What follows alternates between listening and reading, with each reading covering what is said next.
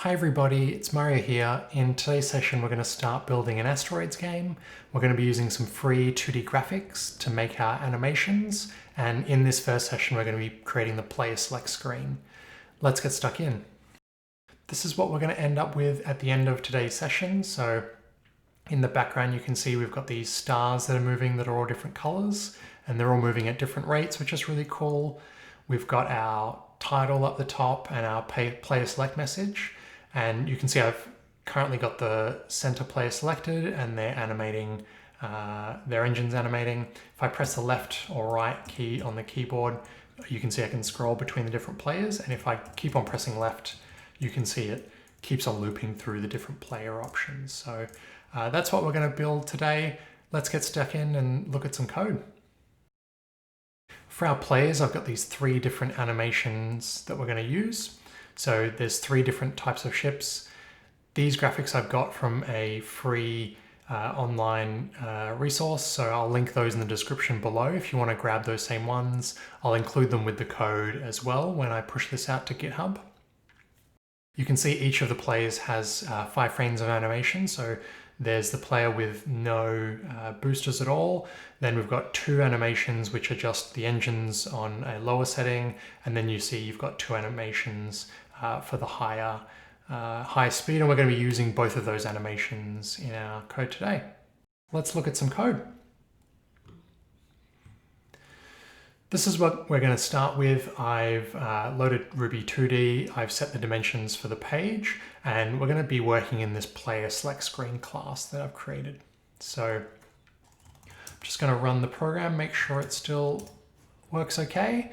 And at the moment we've got this blank screen. The first thing we're going to do is draw some stars for our background. I'm going to do that in this player select screen class in the initialize. And to do that, we're going to draw some circles. So I'm going to create an array. So let's say we're going to have 100 elements of the array. And in the array, we're going to have these circles. So I'm going to say circle.new. So there's a few things that we need to set for our circle. So we need to set the position, and we're going to just randomly pick the position. So I'm going to say the X is just going to be randomly chosen from the window width. The Y position, again, will be random from the total height of the window. And then we need to set the size of the circle that's going to act as our star. So let's say that are going to be either going to be one pixel or 2 pixels for the radius. So I'm going to say radius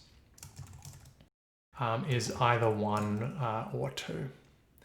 And then we're going to have a random color for every single one of our stars. Let's check that out. Cool.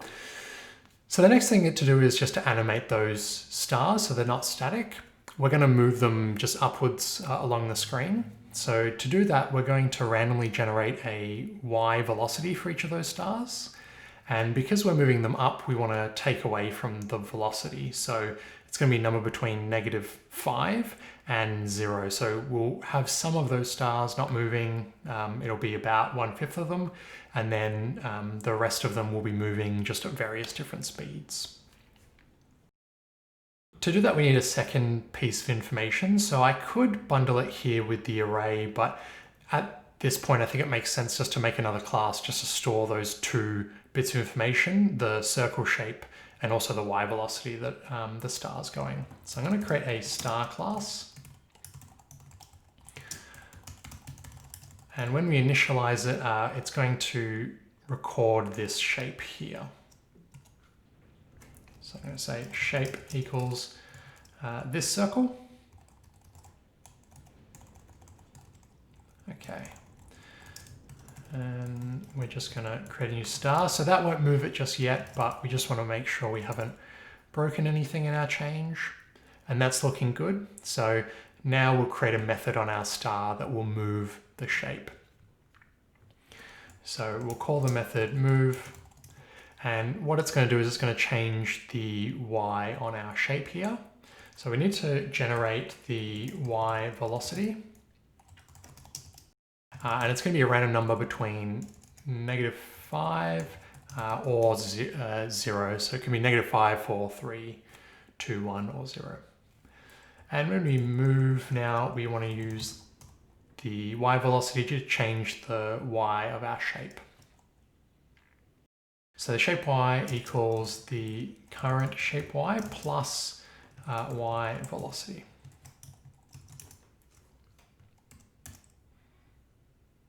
Okay, and we just need to call this method here. So during the update here, our update will call this play select screen. We'll have an update method here, and then that will update each of our stars. So I'm going to call update on this. And then we will, in our update, we will just say, so these are now, we'll hold on to those. So stars, each of the stars, we want you to move. Okay. So now each frame, we're going to call this update method, and that will grab each of the stars that we're creating here and call move on them, which will end up moving it by that Y velocity. So that looks great. So that's working well. The one thing we just need to address is the fact that the stars were left, and so we want them just to wrap around, so they'll just reappear at the bottom of that screen. So this is a trick that we used previously, just using the modulus operator. So we'll divide the Y position by the height of the window, and we'll just keep the remainder. So when it overflows, it'll just set it back to a coordinate that's actually on the window rather than off the page. So we'll use window height here. Great. So the stars are now reappearing, so that's really good. The last thing that I'm just going to change is just the speed of those stars. So I think 5's probably a bit too fast. So we could reduce that to a smaller number. The problem if we reduce this to like a 3 or a 2 is we'll have less variation between the different stars. So what I might do to slow them down a bit is not actually advance them every single frame, but actually advance them every single second frame. So we'll just put a bit of code here around this just to say only call this code on each of the stars if we're on an even frame number. So window.frames will return us the number of the current frame, and we'll say if that is even, so if we divide it by 2 and the remainder is 0, then we will move our stars. Okay, and so now we still have that variance in speed, which is really good, but we are now slowing down our stars. So I think that looks a little bit nicer. And you can, when you're doing this for yourself, you can play around with these values. So changing this value here, or potentially not running this, or doing it every third frame, or whatever you might want to do just to change it. You can also play around with the size of the stars as well to dial in that look that you really like. But for the moment, I'm happy with how our stars are looking. Now we're going to draw some text on the page as well, so we'll have the title of our game, and then we'll tell the player that they need to select a player, essentially. So in this play select screen, we're going to create some text. So we're going to create some title text, and that's just going to have the name of our game. It's going to be quite large, so I'm going to pick size 72 font, and I just need to pick the vertical positioning. So I'm going to say 40 pixels from the top of the window. And for the X positioning, it'd be nice just to center that text. So we can't do that initially, but after we've created the text, we can use its width to change where it renders out. So what I'm going to do is I'm going to set the X value to be the width of the window, take the width of the title text divided by 2, and that should put us in the middle of the page, hopefully. Cool. Looking good. So next we're going to draw the select your player text. It's going to be pretty similar to what we've got above, so I might just copy this.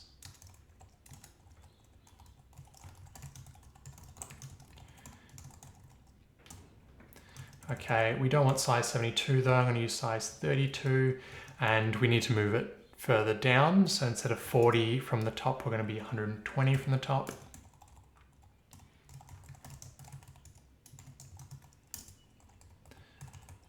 Okay, let's see if that's going to work. Great. I just need to change the actual text though. So this should say, select your player. Awesome. Next thing to do is just draw out those ships that we've got. So we're going to draw the 3 out here. So the way we're going to do that is we're going to actually divide the window into quarters. So you imagine there's 1 quarter here, the second quarter, which will end halfway, 3 quarters and 4 quarters.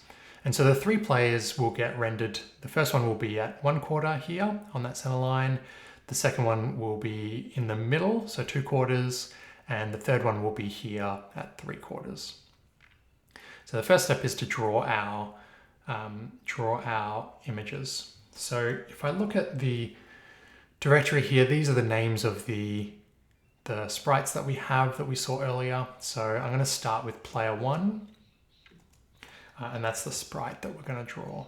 So here I'm going to create an array to hold our players. And then the first one here I'm going to create. So we're going to say sprite.new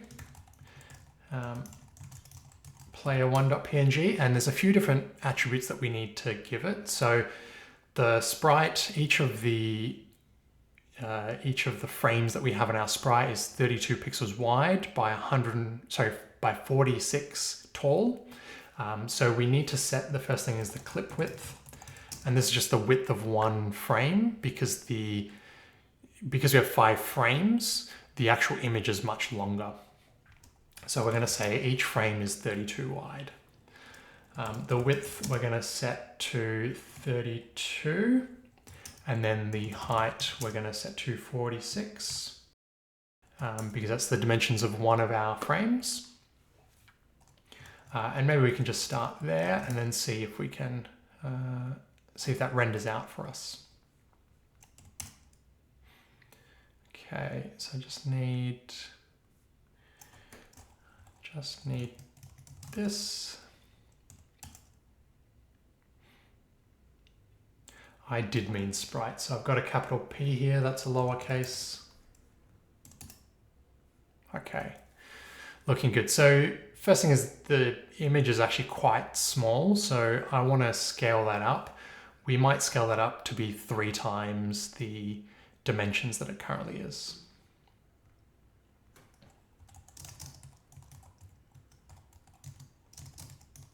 Let's try that out. Cool, much better. So that's the first one that's loaded. We're going to load the second and the third in. Before we do that, we might want to move this to a class so we don't have to repeat ourselves with these same attributes each time, because the only thing that's going to change here is actually the location of that image, because all the sprites are the same dimensions. So I'm going to copy this out, and then we're going to put it into a player class. So I'm going to player1.png. So I'm going to create this class here.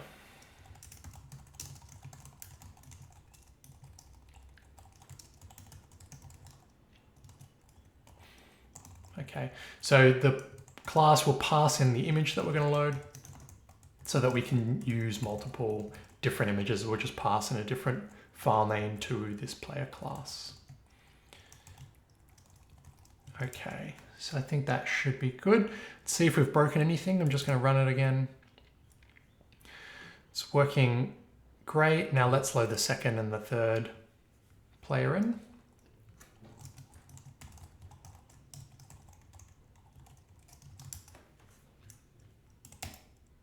Awesome. So you can see they're loaded. They're all stacked on top of each other. So that's one thing we're going to fix. So for the positioning, we just need to set a Y value, which should be fairly straightforward, but the X value will be different for each of the three because we're going to have 1/4, half, and then 3/4 of the way there. So to do that, I'm going to take in an X and a Y value from this player. And for the calculations here, we're going to need to access this width value because we're going to need to center the image. So we need to know what half of the width is for us to do that. We're going to need the height later on as well, so I'm going to do the same thing. So we're going to extract this width into a constant here. And that will allow me to use it in the player select screen class when I'm calculating where it will be positioned.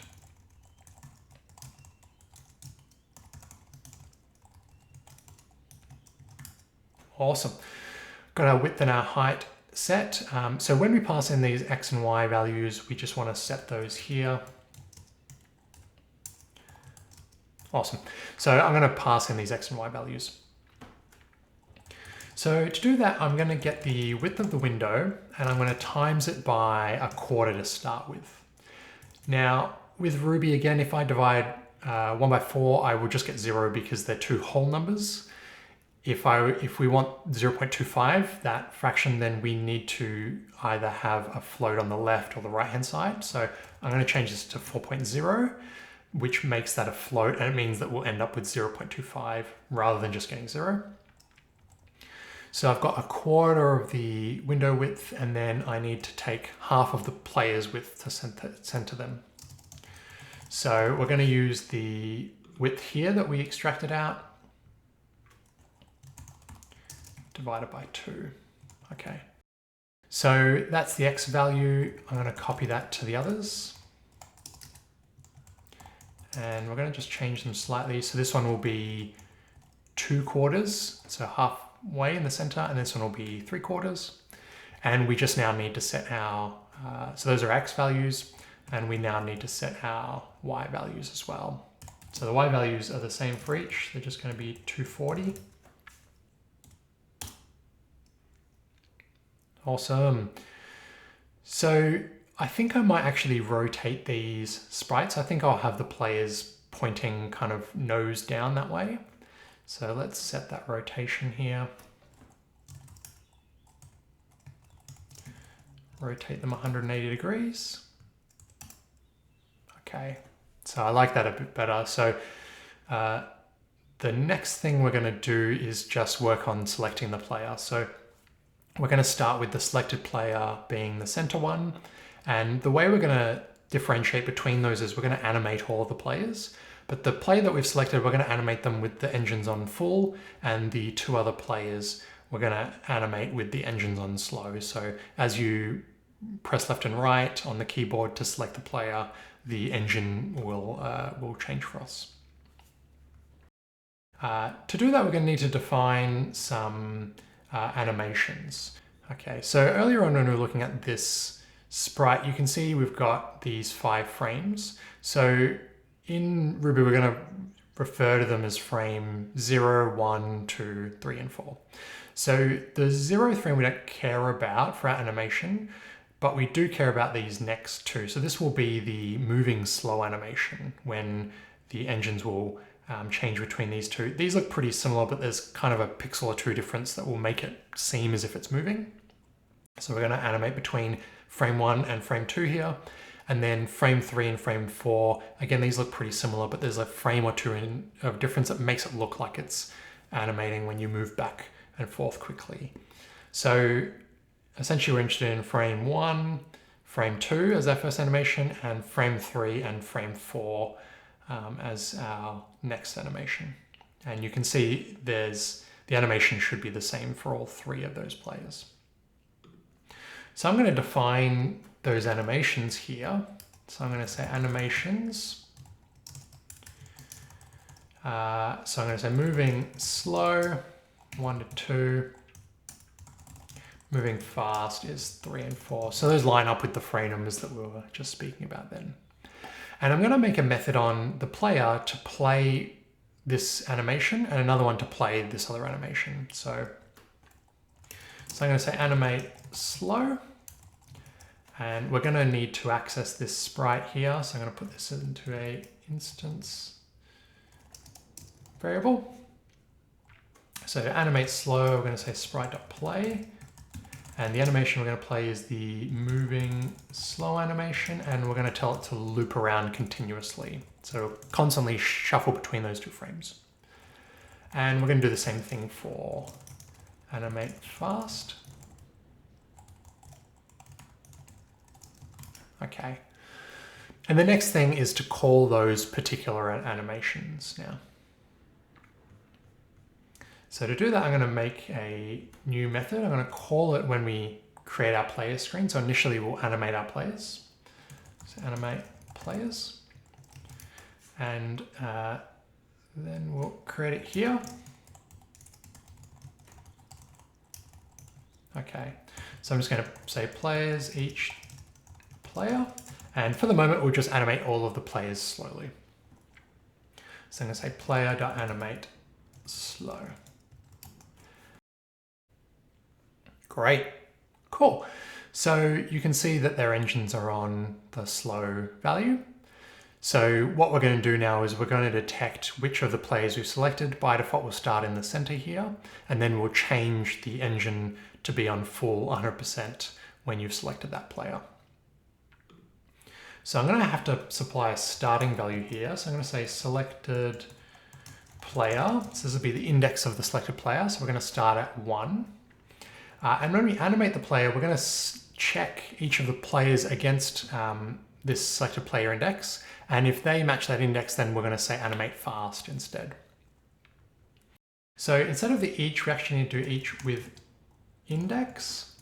And if you haven't used this in Ruby before, it works the same as an each, but inside of the block, rather than just getting the item of the array, we also get the index, which will count up from 0. And for us, we can now use that index to compare it against this selected player. So the first time this loop runs through, the index will be 0. It won't be selected, and that will, and then we can do something based on that. So we'll say if index is selected player. So if the index is selected player, we'll animate them fast. Otherwise, we want to animate slow. Okay, great. So you can see the center player here, their engine's on full, and then the two other players here, they're on that lower setting. Next thing to do is look at the keyboard controls. So when we press left and right on our keyboard, then we'll change the player that's selected. So I'm going to go all the way to the bottom here. I'm going to say on key down. Okay, so when we press the key on our keyboard, we're interested in the left and right buttons on the keyboard. So I'm going to say we're going to check the key, and when the key is left, we're going to do something on our player select screen. We're going to move our player select screen, in fact, and when it's right, then player select screen move right. Okay, so we just need to implement this method here, move on our player select screen.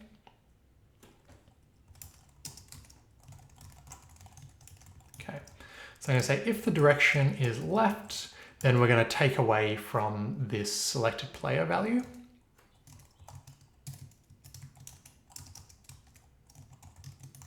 Take 1.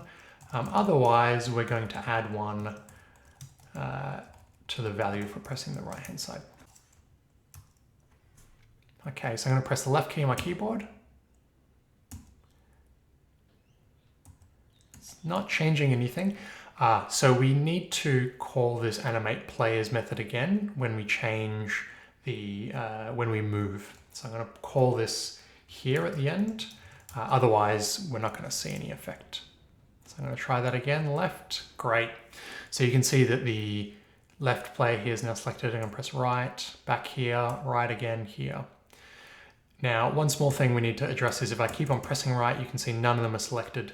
And what I want to do is if you go all the way to the right, we're going to loop back to the left and vice versa. So we're going to use the modulus again on these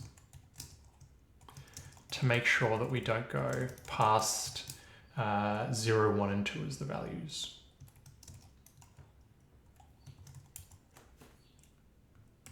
Okay, so I'm going to press left and left one more time, and you can see now it's just looping through. Awesome. So it's still not super obvious which player is selected, so I think we'll maybe highlight them. So what I'm going to do is going to draw a circle around each of the players, and when the player is selected, the circle will be highlighted, and when the player is not selected, we'll kind of gray that player out by making that kind of circle gray and using like transparency to basically mask that player. So that's what we're going to do next. So to do that, after we animate our players, I'm going to say add player masks. And we'll also need to do this when we change the selected player, so when we move. Okay. So I'm going to loop through each of the players. And we need the index again to figure out if our player is selected or not. Okay, so if our player is selected, then we're going to use a different color for our circles. So if they're selected, we're going to say the color is 0.2. So this is red, green, and blue value. So we're going to use a light gray, and we're going to make it 60% opaque. So there's a bit of transparency in there. And then we're going to use, if they're not selected, then we'll make it black, but it'll have some transparency. It'll be 40% transparent. So now we just need to draw the circle over the player. So I'm going to say circle.new. The circle needs to cover the whole player. I've played around with this value already. I can tell you that 100 pixels seems to be the value to cover the player entirely. And because our circle is going to be quite large, internally the way Ruby 2D draws circles is it actually just draws a lot of triangles to make up that circle. And if you're drawing a larger circle, you need to tell it to use more triangles, otherwise our circle won't be very well formed. The downside of picking a really high value for the sectors, which is the triangles it uses, is it can reduce the performance. But in this case, it should make our circle a bit nicer. So if you find your circles aren't looking super, then it could be that you're missing out this sector's value. And from my playing around, 32 seemed like a good number for a 100 pixel radius circle. So the circle, to position the circle, we need to be able to get the location of the player in X and Y, which we don't have just yet. So I'm going to expose these X and Y values of our sprite. So I'm going to create 2 instance variables, and I'm going to create a attribute reader. And this will allow us to call player.x and player.y to retrieve these values. Okay, so to get the player position, we can call player.x. Circles are drawn slightly differently to squares. So with a square, you talk about the top left coordinate. With a circle, you draw the center. So we need to offset it slightly. So we need to take half the player's width away, or add, sorry, half the player's width.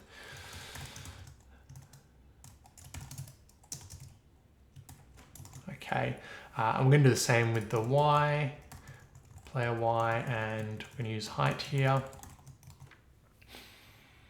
And then we're going to set the color that we chose above. Cool. So the players that aren't selected, they look pretty good to me. They're kind of grayed out. That's working well. This player here, though, I think the ordering of the objects we need to change a bit. So Here, I want the circle, you can't see it, but it's obviously dulling out that player. I want it to be above the player. But here I actually want the player to be above that circle, so it's kind of highlighting around them, but not making our player itself be gray. So to do that, so far we've been talking about X and Y coordinates. There's also another value we can give our shapes, which is the Z. And what the Z does is it tells us what layer we're on. Now, I think by default, the layer is either 0 or 1. And so for our circle here, when it's selected, we want it to be behind that player. So I'm going to use a value of -1, and that should mean that our player will sit on top of that circle. So here, if our player is selected, I'm going to say the Z will be -1. And then if they aren't selected, I'm going to use 2, and I know 2 will be behind the default value of that player. Okay, and we're just going to set that on our circle now. So hopefully the circle should be a bit better. So that's looking real good. That's kind of what I want. You can see the stars are kind of above this circle though. So what I might do is change the Z value of those little stars so that they're behind. So if this is -1, we might use -2 for those stars.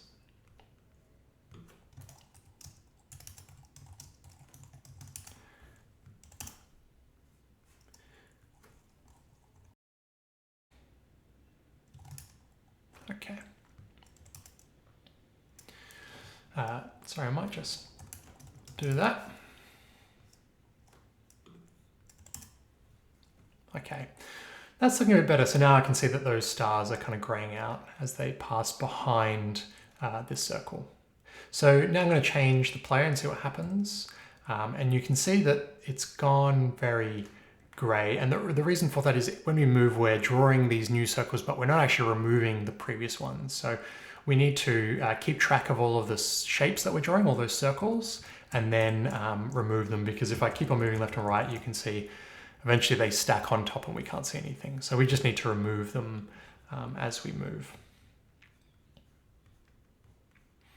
Okay, so I'm going to need to keep track of these. So I'm going to say player masks equals. Now, each with index won't return them, but if we use map on the end, then this whole block will return the player masks that it's setting. So this will hold on to them inside of this instance variable, the masks. And we need to remove them if we have them. So we're going to say, player masks and what this does is it'll only run this code here if the player masks have already been set. Each mask, we're going to call .remove on them. Okay, so we're saying if the player mask is set, then go through and remove each of them that we've previously set. And that hopefully should reset it for us. Going to press left. Cool, awesome. So now we've got the effect where our engine's on full when we select the player, and then it's also highlighting our player, which I really like. Those colors as well, definitely feel free to play around with them, see what you come up with. This is just the colors that I think work for me. Lastly, what we're going to do is we're going to add some text below each of our players, because each of our players will have different stats. The two stats that we're going to set are the speed, so the movement speed of each of the players, and also the firing rate of the player, so how quickly they can shoot bullets. Because we've got 3 players, one of them will be like an all-rounder, so there'll be equal stats on both, and then the 2 other will be more, like one will be faster, and then the other one will shoot faster, and then you can select those and they'll work in the game, which will be awesome. So to do that, we need to set some additional values on our player. So we're going to set the speed and also the fire rate. And we're going to hold on to them here. And I'm going to set them on this reader so we can get them out. We can ask our player, what's your speed? What's your fire rate? Okay. So here when we create our 3 players, we need to specify them. So these you can set to anything you like, but I'm going to set my all-rounder to be 80% and 80%. And then this next one will have 100% speed, 60% firing rate, and this last one will be 60% speed, 100% firing rate. Feel free to select anything you like there though. I'm just going to make sure we haven't broken anything. And now the next thing to do is just draw some text below the player. So that will show that their fire rate and also their movement speed.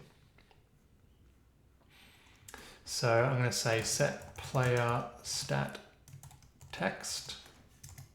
And this will happen when we move as well. So we need to call it here.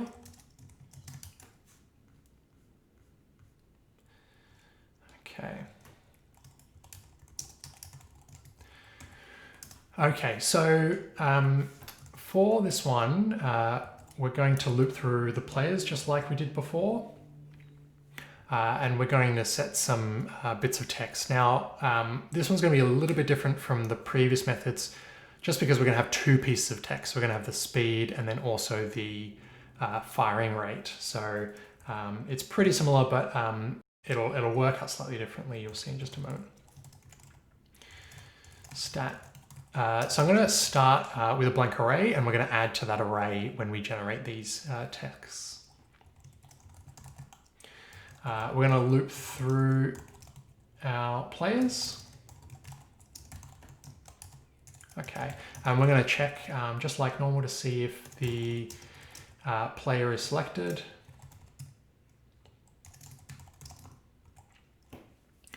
Okay, and similar to the circles, we're going to change the color of the text. So if it's the selected player, we're just going to put a white text out there. If they're not selected, then we're going to use a bit of a gray. So let's create that.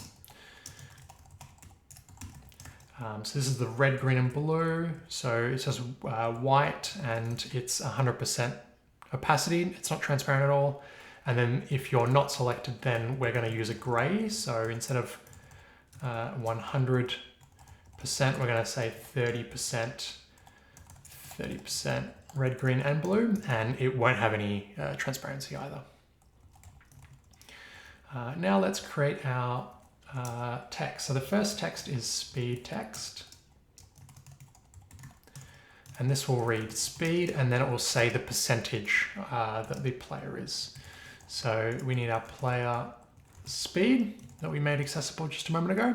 And we're going to put a percentage sign on the end. The text we're going to set to 20-point font, and the positioning vertically will just be the player's position plus a couple hundred. And we'll use the color from above. Okay, to center the text, same from above, we're going to say speed text.x equals, so instead of centering on in the center of the window, we want to center based on where the player is. So it's going to be slightly different. We're going to get the player's x, and then we're going to add half of the player width, take the text width. Okay, so pretty similar to above, but instead of centering on the window, we're going to center on the player's position. Let's see if that's working for us. Great. That looks like it's working great. And now the next thing is the fire rate. Let's add that below.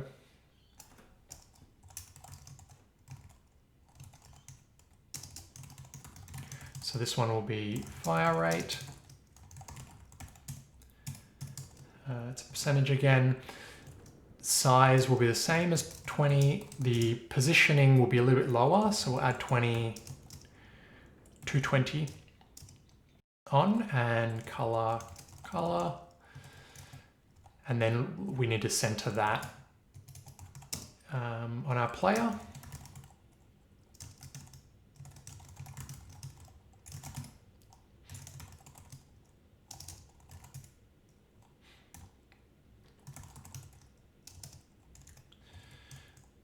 Great. Okay, let's see if that's working. Okay, great.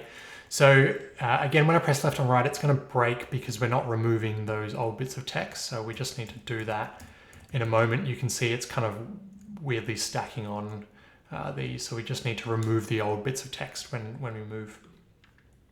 So we're going to keep track of them here, player stat text, and I'm going to add, so in the loop I'm going to say add our speed text, add our fire rate text. Okay, and at the top we're going to say player stat text. So if that's set, then we want to remove each of them.